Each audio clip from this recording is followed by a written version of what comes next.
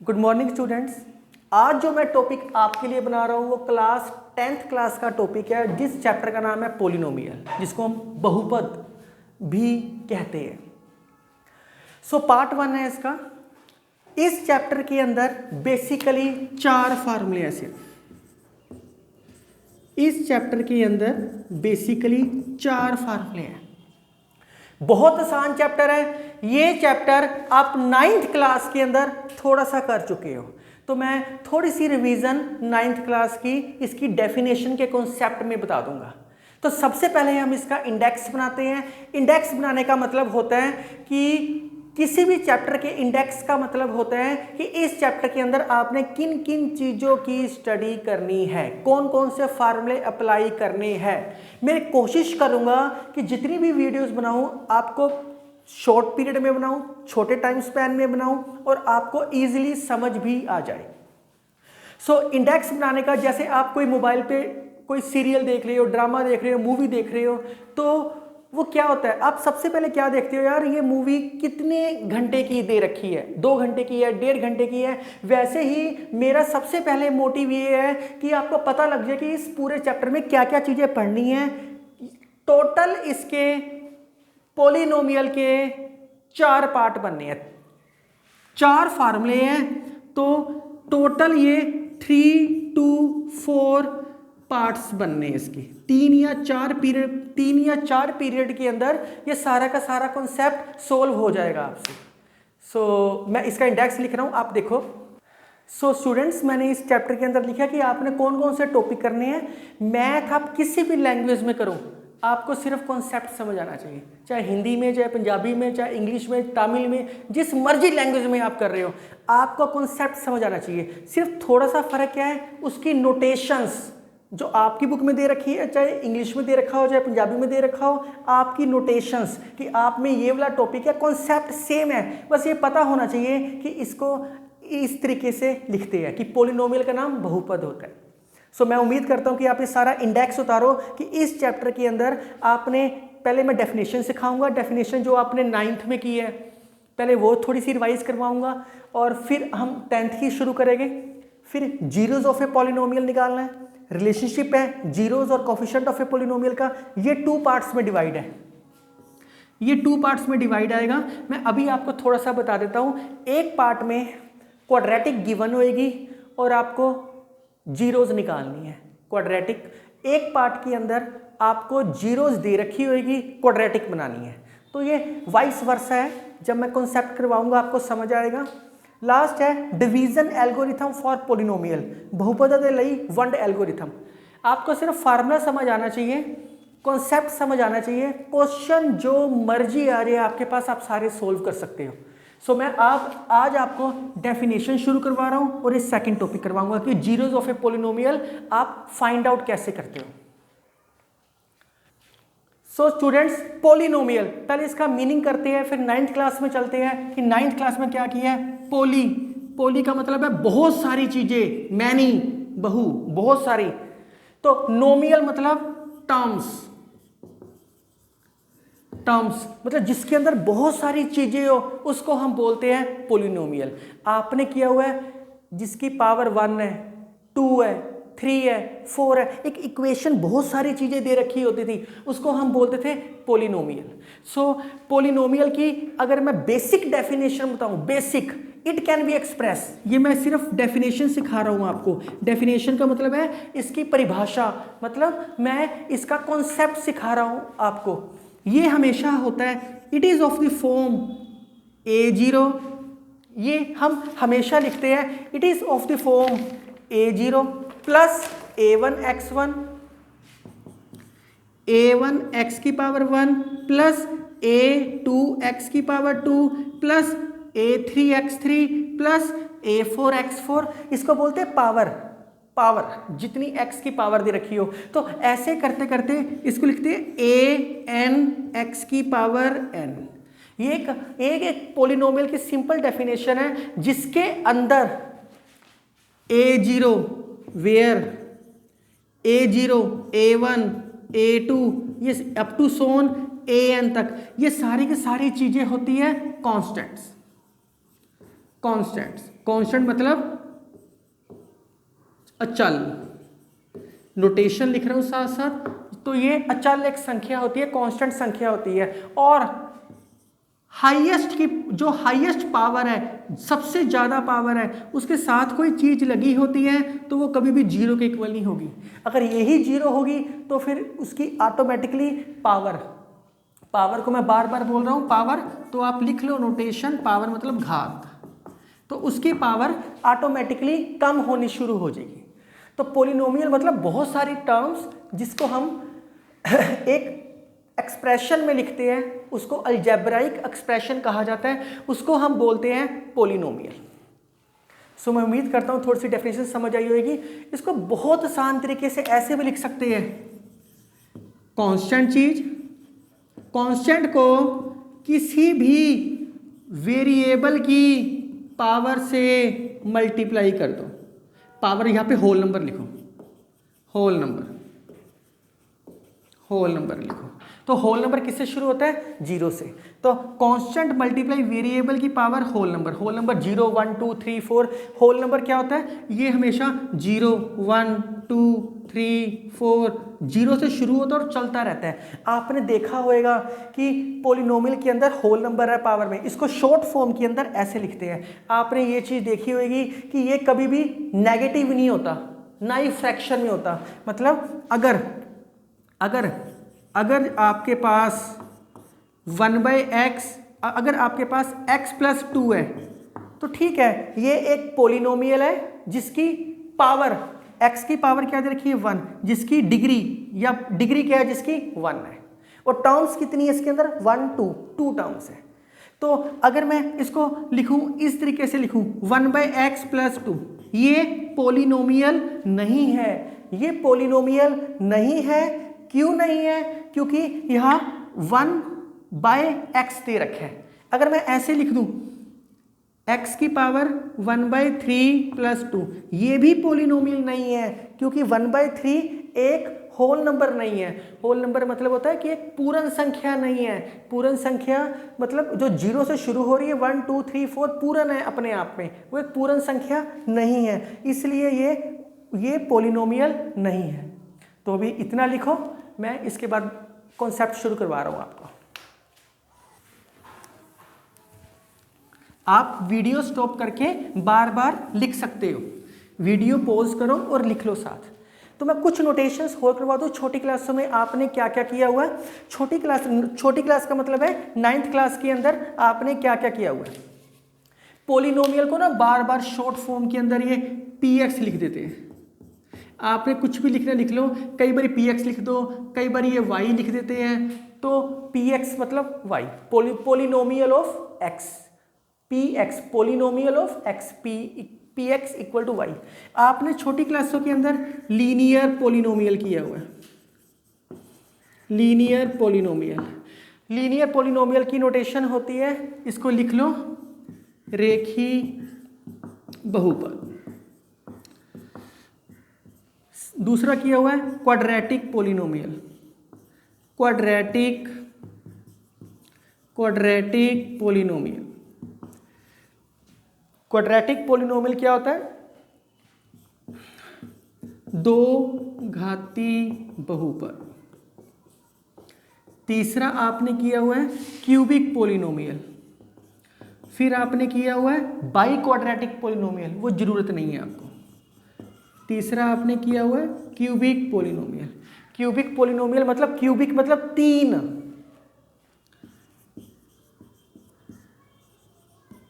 घाती बहुपद। इसके बाद आता है बाई क्वाड्रेटिक 4 घाती बहुपद। तो लीनियर पोलिनोमियल क्या हुआ? लीनियर जिसकी डिग्री 1 हो, बस। तो ये क्या होता है? ax + b होता है। ये कभी भी जीरो के इक्वल नहीं होता। अगर ये ही जीरो हो गया तो ये तो खत्म ही हो जाएगा। x के साथ, x मतलब चल, a मतलब अचल जो चल नहीं सकते, तो ax + b है। a कभी भी जीरो के इक्वल नहीं होता। इसके अंदर इसकी डिग्री क्या है? x की पावर क्या है? डिग्री क्या है इसकी? इसकी डिग्री क्या है? 1। डिग्री मतलब तो उसी तरीके से अगर मैं कोई और एग्जाम्पल दूं, आपने छोटी क्लासों में एग्जाम्पलें की हुई है इसकी, 2x + 3, सिर्फ x आ जाए, x - 5, आप देख सकते हो x की पावर कितनी है, डिग्री क्या है, 1 1 1। तो ये सारी एग्जाम्पल्स हैं लीनियर पॉलिनोमियल की। फॉर एग्जाम्पल क्वाड्रेटिक देखो, क्वाड्रेटिक होती है ax की 2 power plus bx plus c। ये x स्क्वायर के साथ जो भी चीज लगी होती है ये कभी भी 0 के इक्वल नहीं होती, नॉट इक्वल टू। इसको बोलते हैं कि 0 के इक्वल, 0 के बराबर नहीं है। तो अगर मैं इसकी कोई और एग्जाम्पल दे आपको दूं, फॉर एग्जाम्पल x की 2 या 2x² + 5 या 2x² + 3x - 5, आप देख सकते हो इसकी पावर क्या दे रखी है, 2, इसकी पावर क्या दे रखी है, 2, इसकी हाईएस्ट पावर, इसकी भी पावर है लेकिन हाईएस्ट पावर क्या दे रखी है, 2। तो ये सारी की सारी क्या होगी, क्वाड्रेटिक पॉलिनोमियल, मतलब 2 घाती बहुपद। क्यूबिक पॉलिनोमियल नाम से क्लियर है, इसमें पावर 3 होएगी, ax³ + bx² + cx + d, जिसके अंदर a की वैल्यू 0 नहीं होती। फॉर एग्जाम्पल आप देख लो x³ + 7x + 5, x³ या 3x³ - 6, आप देख सकते हो हाईएस्ट पावर क्या है x की, 3, हाईएस्ट पावर क्या है, 3, हाईएस्ट पावर क्या है, 3। तो ये क्या हो गया, क्यूबिक पॉलिनोमियल, 3 घाती बहुपद। सो मैं उम्मीद करता हूँ कि ये +1 ये आपने 9th क्लास के अंदर किया हुआ है, आपको समझ आ चुका होगा। अब इसको राइट डाउन करो। तो आपका पहला फार्मूला मैं करवा रहा हूँ पॉलिनोमियल के अंदर, number of zeros of polynomial, मतलब सिफर, सिफर मतलब 0 दी गिनती, 0 को गिनना है, कैसे गिनना है। आपके पास कुछ दे रखे हैं px, क्योंकि पॉलिनोमियल है, px कुछ भी मान लो, x - 5 कुछ भी मान लो। मैं आपको बता चुका हूं px लिखना है, पॉलिनोमियल ऑफ x लिखना है, पॉलिनोमियल ऑफ x लिख लो या इक्वल टू y लिख लो, या हम इसको y भी लिख सकते हैं, आप कुछ भी लिख लो, पॉलिनोमियल ऑफ x लिख लो या y लिख लो, एक ही बात है। तो मैं x की क्या वैल्यू पुट करूं कि 0 बन जाए, px मतलब y, चलो मैं y अभी नहीं लिखता, बाद में लिख दूंगा।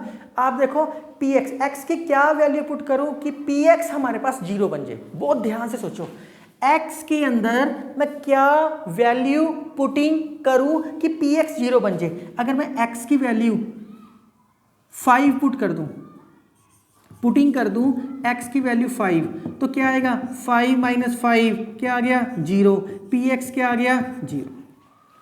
अब इसको दूसरे तरीके से सोचो। अब एक तो आपने इस तरीके से सोच लिया, ये जिसने ऐसे सोचना है ऐसे सोच लो, जब मुश्किल क्वेश्चन आएगा तो फिर सोल्व नहीं होएगा। दूसरा तरीका है कि px को 0 कर दो डायरेक्ट, px की जगह 0 लिख दो, 0 = x - 5, 5 को वहां ले जाओ, x की वैल्यू क्या आ गई, 5, x की वैल्यू क्या आ गई आपके 5। चाहे इस तरीके से सोच लो, चाहे इस तरीके से सोच लो, ये हिट एंड ट्रायल मेथड होता है। वैसे अब बड़े हो जाओगे 11th या 12th में, तब आपको समझ आ जाएगा। तो x की वैल्यू क्या आ गई हमारे पास, 5।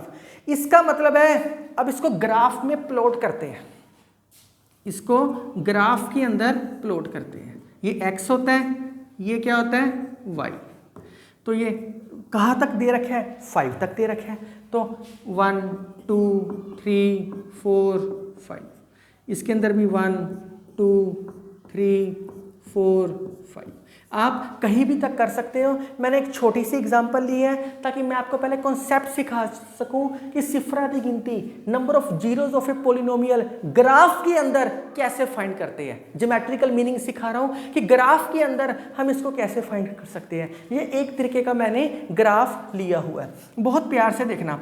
तो मैं अगर इसको y मानूं, पहले इस लाइन को प्लॉट करते हैं। आपने 9th क्लास में इनको प्लॉट करना सीखा हुआ है। प्लॉट कैसे करते हैं, एक बारी ये आपने किया हुआ है, एक बारी x को 0 कर दो, एक बारी y को 0 कर दो। x को 0 करोगे तो वो क्या आएगा, y की वैल्यू क्या आ गई, -5। y को 0 करोगे, x की वैल्यू क्या आ गई, 5। x 0 y -5, ये तो नीचे चला गया, -1 -2 -3 -4 -5, तो ये पॉइंट क्या हो गया 0, -5, 0, -5। ये x की वैल्यू 5 है, y की वैल्यू क्या है 0, तो x की वैल्यू 5, y की वैल्यू 0। लो जी, ये आपकी लाइन बन गई। आप स्केल से बना सकते हो, तो कोई और भी आता है आप फिर भी बना सकते हो। सिर्फ ये मैं आपको सिर्फ एक थोड़ी सी कहानी सिखा रहा हूँ ताकि आपको समझ आ जाए। आप देखो, आपने किसको px को क्या किया था 0 किया था, इसका मतलब y को हम क्या लेते हैं px को क्या किया 0, वो जीरो किसके ऊपर लाई करेगी x के ऊपर। इसलिए जब भी किसी भी क्वेश्चन में number of zero find out करेंगे तो हमने x एक्सिस के ऊपर फाइंड आउट करना है कि x एक्सिस के ऊपर कितनी लाइंस टच हो रही है। जितनी लाइंस टच होएगी उतने जीरोस फाइंड आउट सकते हैं। मैं रिपीट कर रहा हूं, मैंने क्या किया px को क्या किया 0, px को क्या लिखते हैं बार बार y, मतलब y को 0 करना है। जब y को 0 करोगे तो कहां पहुंच गए, यहां पहुंच गए हम 0।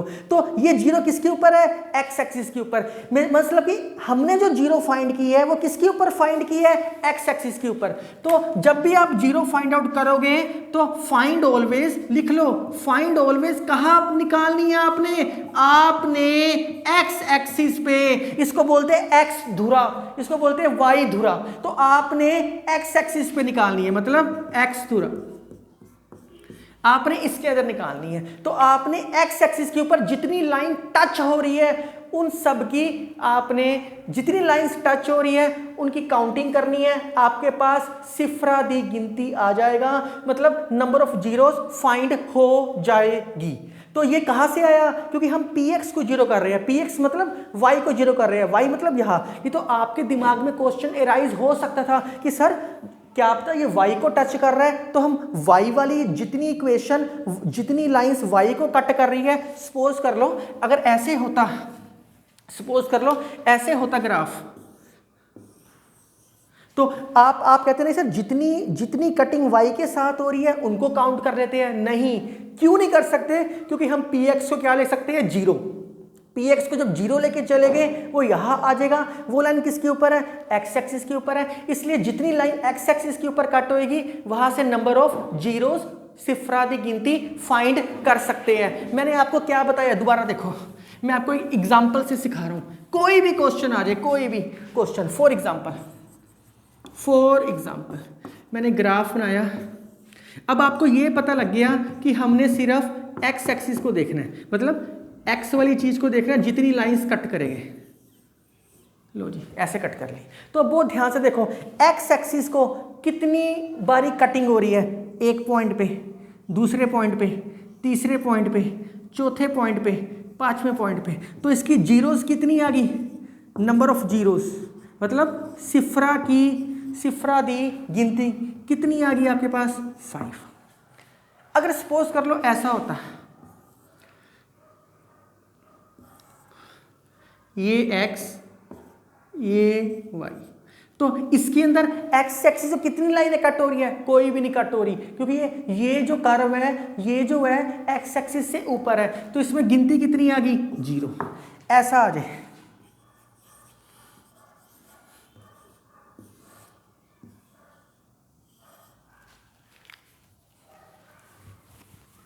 आप प्लीज वीडियो पॉज करके लिख सकते हो। ये x ये y, ये x ये y। आप बहुत ध्यान से देखो इसमें और इस ग्राफ में क्या फर्क है। ये ग्राफ लाइन से नीचे जाके ऊपर आ रहा है और ये ग्राफ लाइन के ऊपर ही है। तो ये आप हमेशा एक ही पॉइंट मानते हैं, इतने बड़े पॉइंट को भी एक ही मानते हैं। अगर ये लाइन से नीचे जाएगा फिर ऊपर आएगा, फिर 2 पॉइंट होगी, एक ये पॉइंट एक ये पॉइंट, तो आपके पास काउंटिंग क्या होगी, नंबर्स की काउंटिंग क्या होगी 2, और इसके अंदर क्या होगी, नंबर ऑफ जीरोस कितनी होगी 1। तो इसके जितने भी क्वेश्चन एक्सरसाइज के अंदर है आपकी बुक में 2.1 होएगी शायद एक्सरसाइज 2.1 के जितने भी क्वेश्चन आप इजीली सोल्व आउट कर सकते हो। अगले लेक्चर के अंदर पार्ट 2 के अंदर हम सेकंड फार्मूला करेंगे। Thank you.